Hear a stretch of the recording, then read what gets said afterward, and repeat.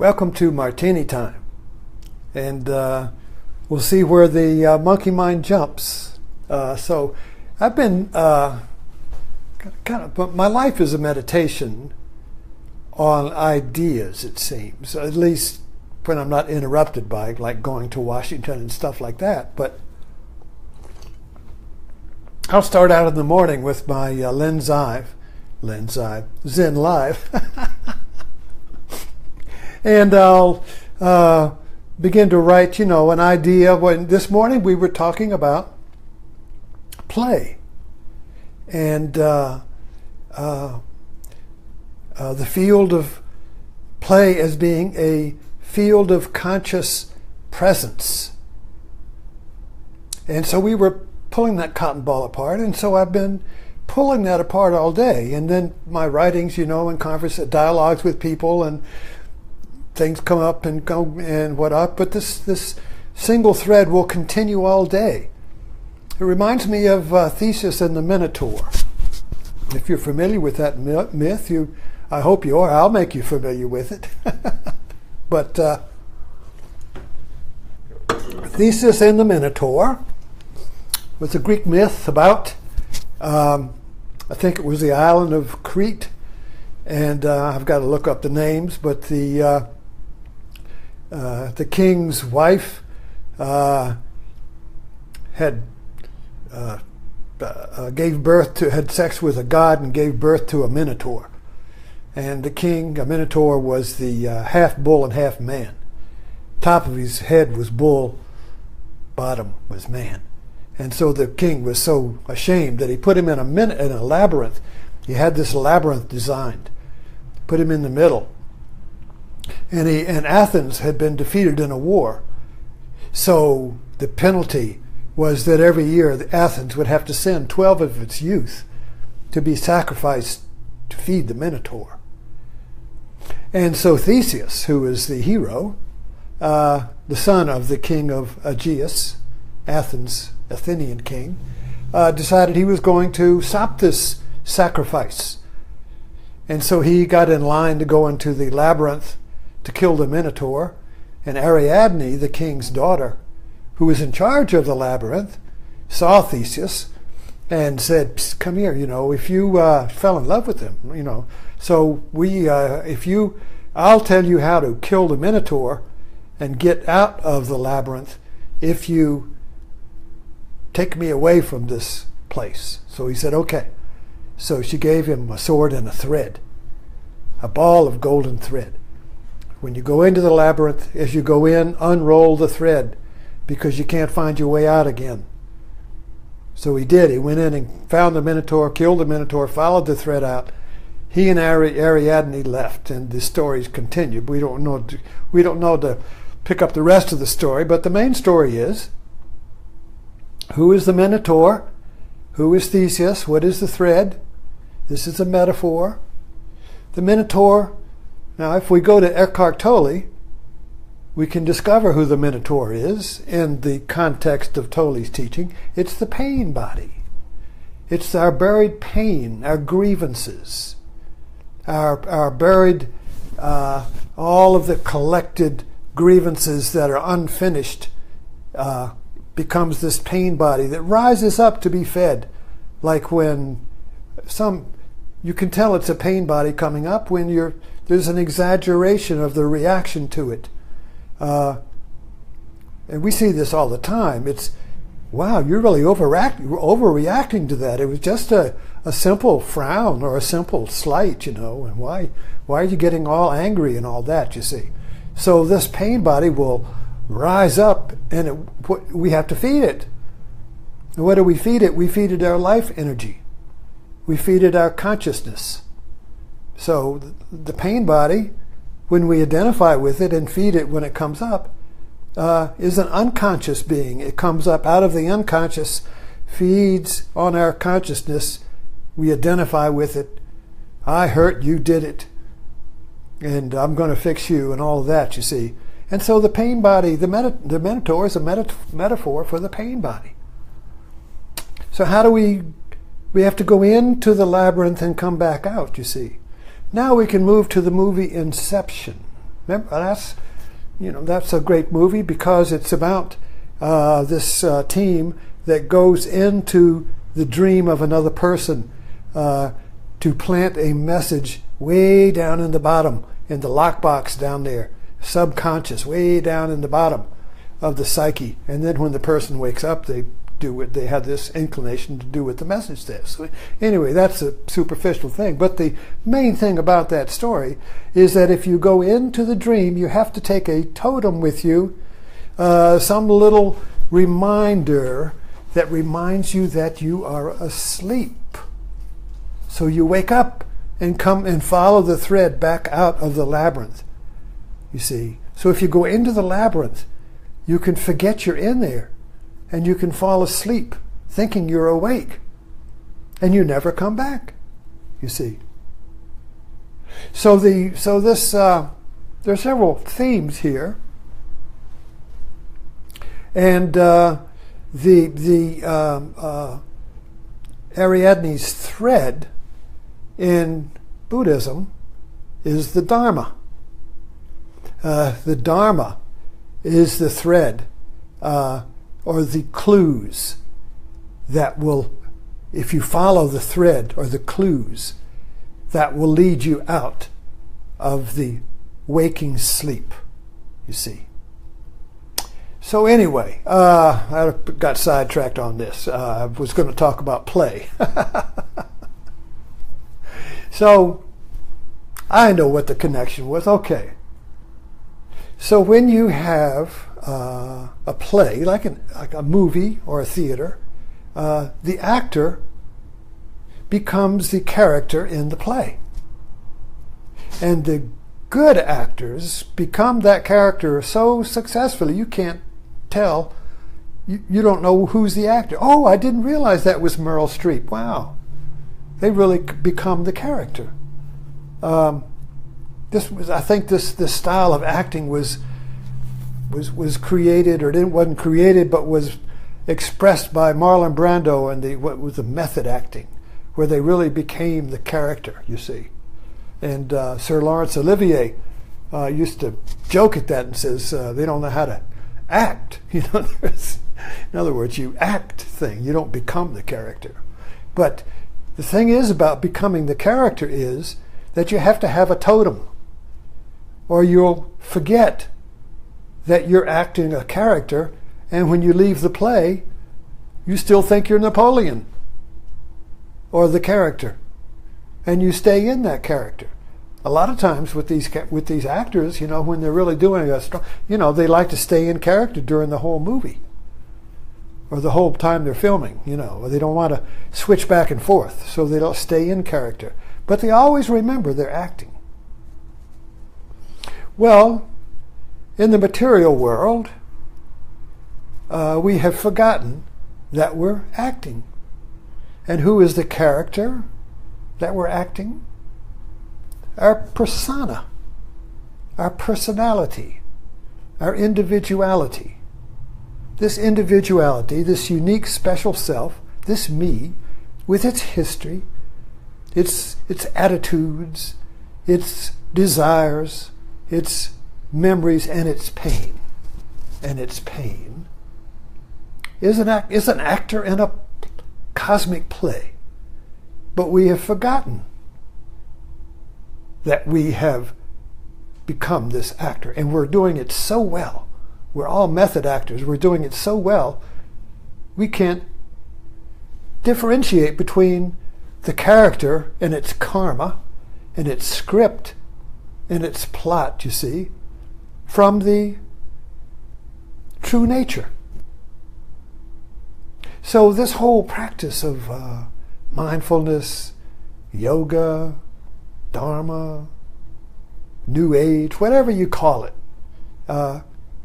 Christian mysticism, Sufism, Taoism, Zen, a lot of different names. But the core purpose of it is to wake up to the fact that we're acting in a world play of history. You see. So, you know, the thing about plays or movies This is called a play. A theater is called a play. Shakespeare says the world is a stage. Now that's a metaphor. The world is a stage. Well, it's not really a stage, like a theater stage, no. But it is a stage, you see. So Shakespeare was the master of metaphor, which is theater and movies. See. So, in the play, the true nature is playing a character, knows in his heart that it's not real. So when he gets shot on stage, he knows he's not going to really die, you see. But when we forget that we're playing a part or playing in a world stage, it's serious. And now we become literalists, fundamentalists, materialists. The materialistic mind believes that, and this is the scientific mind, which really, the scientific method and the scientific mind, the rational mind, the objective mind, the mind that needs physical evidence before it can say that's true, you see, that really was created at the end of the Middle Ages. It didn't exist before that. Oh, the Greeks had it, but the Greeks, the Greek reason and rationality was the seed of that, so it kind of like did an end run around the Middle Ages and came up in the Renaissance. But the point is, the fundamental assumption there, starting with Descartes, Francis Bacon and all that, was that that material things, forms, is the real reality. So if you're in a play and there is a stage gun there, it's a fake gun, but you pretend it's real. And when it shoots you, oh, boom, you act out being dead, you see. But then when the play's over, you get up and go home. But you see, in the material world, the gun is real. Everything, form, stuff is real, you see. And so we've forgotten that we're playing in the world. This has happened in politics. It used to be. Politics, government, politics was a play of opposite forces, left and right, different parties. And they might fight like crazy during the day, but at home, after work, they'd go have a beer together. Now they can't do it, you see, because it's serious, and the other side is evil. You can't go have a drink with the devil. See, that became serious. Moralism. Moralism, we all like, you know, Jerry Falwell, bless his heart, the moral majority. When moralism was introduced into the political body, it killed it. Because now politics is moral or immoral. So now, of course, your policy is moral and the other guy's policy is immoral. You could see this happen during the Clinton years. That's when this really hit a peak, because the president was impeached, almost impeached, because he was immoral. So anyway, I don't want to get off on that side, right? But the point is that when moralism, literalism, fundamentalism enters into the world, your society, it divides it into good and bad. And this basically is the metaphor of Genesis and Adam and Eve. They bit the apple of moralism. Good and bad, you see. Now this is necessary for survival. You need to know that's a bad thing over there. Don't eat it. Don't go there. That's a bad guy. All right, but that's part of the play. See, but moralism can't play. Moralism is serious. And a literal mind cannot play because play is spontaneous. So play, you see, is creative. And play does not have a person in it who is sitting back and judging the play. Oh, this is a good way to go in this play. When you're playing, you never say, oh, we shouldn't play with that, or we should play this way. So I've got a script for our play. So play is never scripted. That's the fun of it. If you're in a musical group and you're unplugged and you just start playing, you don't know where it's going to go. It's not scripted. You're not reading music. Just like now, I'm not reading a script. So we're playing here. So play is unplugged.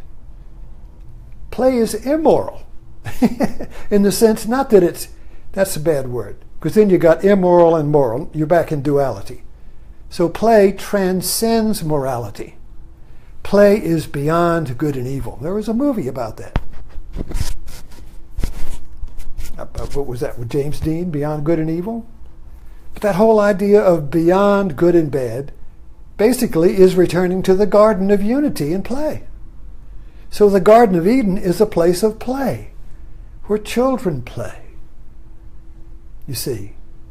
So that whole idea of play harkens back to our childhood when we played freely, spontaneously, joyously, leaping into the play together, and a bunch of kids creating a play together, you see. What a great way, you see. That's why Christ says, you can't enter the kingdom of heaven unless you're like a little child, unless you can play. Very simple, unless you can play. So, when I started this talk, Martini Time, I said I was a martini priest.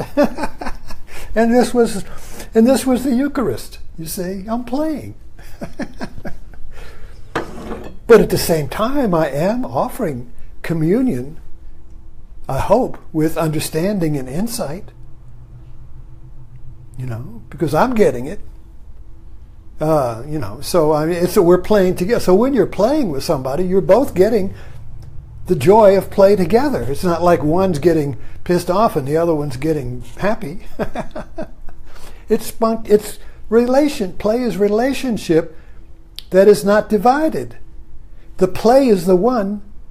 The people in it are many. You see? So it's ambiguous. It's not logical. It's not rational. You can't analyze it and understand it. You have to do it. You can't understand play sitting from the sideline taking notes. Play cannot be understood or known. Play cannot be known unless you do it, you see. Unless you give up the literal mind. Unless you uncross your arms and jump in without knowing what's going to happen. Without having any certainty. See, play has no certainty. And play has no choices. I mean, you make choices during the play, but the play chooses you. There's no separate person in play, you see. All is one of the play. So everybody is doing something together, creating the play, like a basketball team in the zone. Basketball is play. When the team is in the zone, every member of that team is working as one organism. They're not all separate individuals looking, should I throw this ball here now? Or, oh, wait a minute, I'm not ready yet. Should I throw? Oh, God, should I choose that or not? You see, that's not there. It's just boom, boom, boom, boom, boom, boom, faster than you can think. So play transcends thinking. Play transcends moralism. Play transcends separation. Play transcends calculation. Play transcends scripting. Play transcends fear. There's no fear in play because it's not real. You see? You shoot people in play, you're not really shooting them. I remember the movie Little Big Man, Dustin Hoffman. And he grew up with the Indians who played at tribal warfare. Tribal warfare for primitive people is play. And he was surprised when the cowboys came and shot everybody dead. They weren't playing. There was no taking coup. There was no romance in it, you see. Everybody was just shot dead. This was kind of like what happened in the First World War. I'll check my time here. Wait a minute. Oh, I forgot to wind my watch. Sorry. The First World War started out as play. The soldiers got on their horses and their swords and their ranks and their plumed hats. Oh, this is glorious. Romantic war. And they ran into a machine gun. It wasn't play, you see. And the Civil War in the South. The South was romantic play. We're gonna beat them, whip them Yankees. And all they got their uniforms and their Confederate uniforms and their plumes and their swords. And they were going out in this great romantic thing. And it just became a horrible, machine-like slaughter, you see. Where's the play, you see? So anyway, even war, it's lost its play.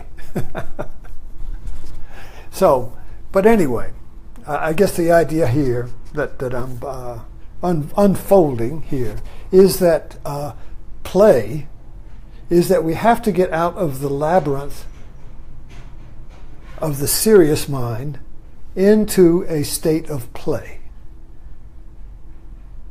And so to get there, we have to deconstruct the serious mind. And it's winding, like that's what a labyrinth is. It's full of turns, and every turn is a double bind. And since, should I go this way or that way? They all look the same. Which should I choose? So the labyrinth is really a laboratory of transcendence. I don't know if I should get into this or not. I just thought of it. But transcendence means that when you have two choices, both are equal but contradictory, and you must choose one, but you can't,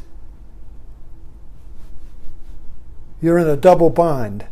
And the way out is to suspend the need to choose one or the other and just hold both at the same time.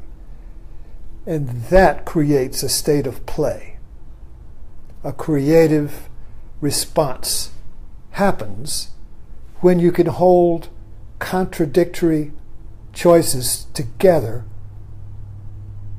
without resistance, without avoidance. And you just be with the uncertainty of the rational mind that needs to know this or that. And in that intermediate zone of not choosing one or the other, but not doing anything either, not going away or not choosing one, but just not doing anything, yet being totally aware and present with the contradictory choices and feelings. That intermediate zone creates play. And you just transcend the duality and become one in a state of play, which is creative. So the way out of the labyrinth is to create your way out. Anyway, I think we've had enough today. I've turned enough corners in the labyrinth. I followed the monkey mind into totally confusing you. So I'll see you in the morning.